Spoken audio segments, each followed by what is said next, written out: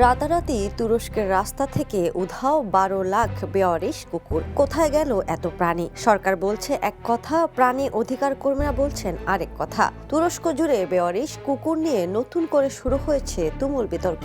দেশটির সরকারের দাবি, গত এক বছরে রাস্তা থেকে প্রায় 12 লাখ কুকুর সরিয়ে নেওয়া হয়েছে, যা মোট বেওয়ারিশ কুকুরের প্রায় 78%।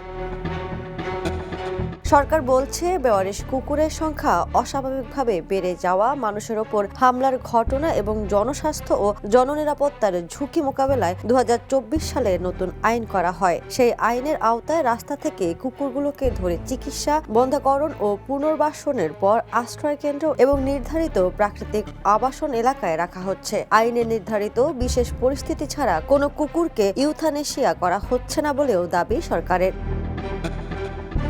তবে প্রাণী অধিকার সংগঠনগুলোর অভিযোগ ভিন্ন। তাদের দাবি, তুরস্কে এত বিপুল সংখ্যক কুকুর রাখার মতো পর্যাপ্ত আশ্রয়কেন্দ্র নেই। তাই অনেক কুকুরের প্রকৃত পরিণতি নিয়ে গুরুতর প্রশ্ন তৈরি হয়েছে। তারা 2024 সালের এই আইনকে গণহত্যার আইন বলেও আখ্যা দিয়েছে।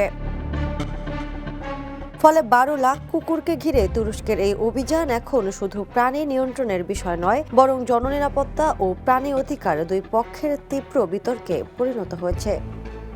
আন্তর্জাতিক ডেস্ক, দ্য নিউজ। দেশে দেশে সবার সাথে দ্য নিউজ।